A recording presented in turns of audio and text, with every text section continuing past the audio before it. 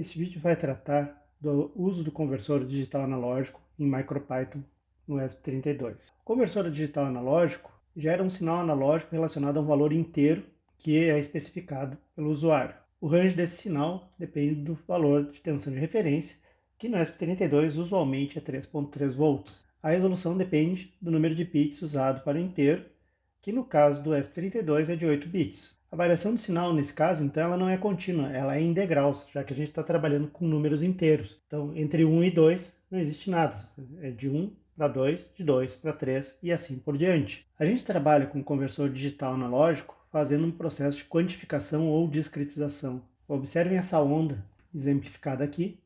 É uma onda idealizada, porque ela é uma onda contínua ao longo do tempo. Num processo desses, a gente trabalha com intervalos de tempo bastante pequenos, mas igual não é um intervalo, não é uma continuidade.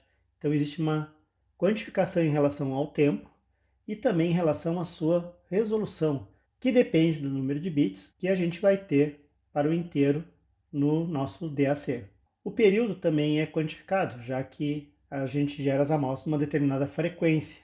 Isso tanto para o DAC quanto para o ADC, o conversor analógico digital, que será visto em outros vídeos.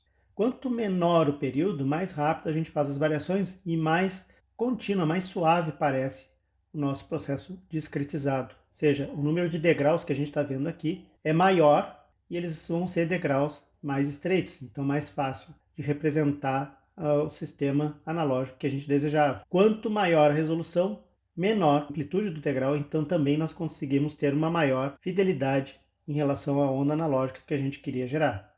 A gente pode ver isso através desse exemplo aqui. Se a gente tiver um discretizador de 2 bits, eu posso ter 4 variações, então eu vou ter apenas 4 degraus para vencer.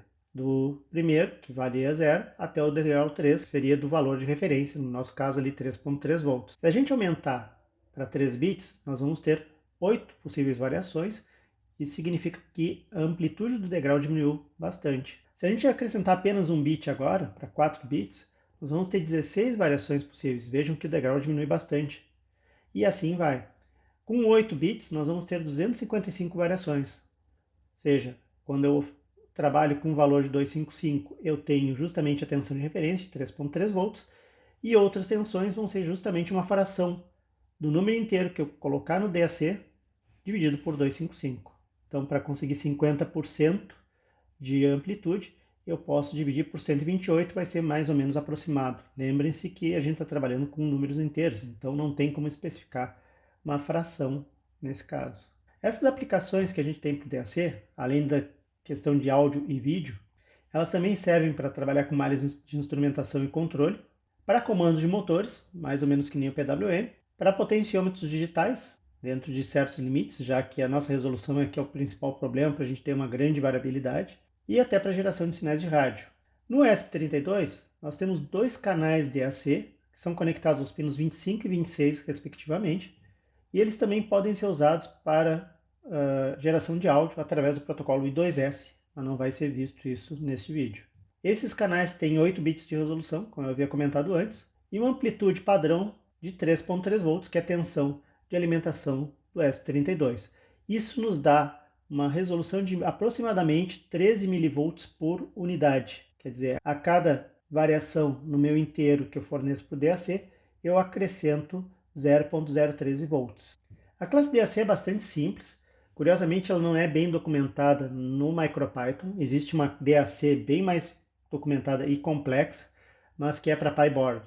No ESP32, ela é bastante simples. Eu tenho uma classe que eu uso o construtor para me referir ao pino que eu vou trabalhar e uso o método write para definir o valor da tensão desejado. No meu exemplo aqui, eu estou trabalhando com 128 por 255, o que vai me dar aproximadamente 50% da tensão de referência, que seria meus 3.3 volts. Um exemplo simples para demonstrar é mostrado aqui. Eu crio o meu objeto LED, que seria um pino, e eu crio o DAC, fazendo referência a esse LED.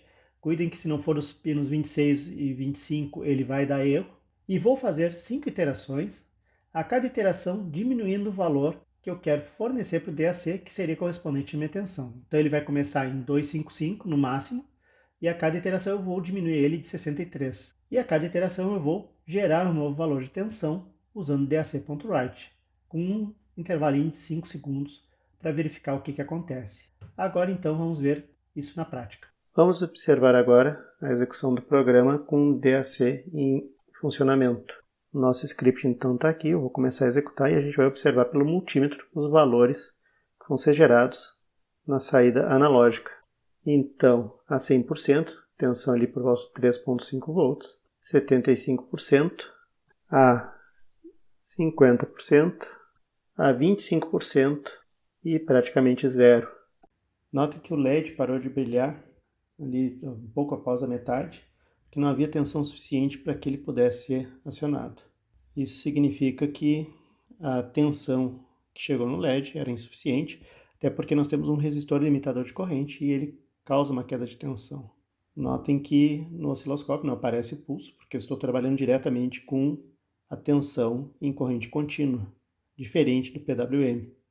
Outra coisa que dá para se observar é que o PWM conseguiu ir a níveis mais baixos de brilho, justamente porque ele causa aquele efeito de pulsação, está sempre tudo ligado. Então a gente tem essas diferentes maneiras de trabalhar com o mesmo tipo de saída, uma com saída em corrente contínua, o digital analógico, o outro o PWM, que aí seria uma emulação dessa saída contínua por largura de pulso.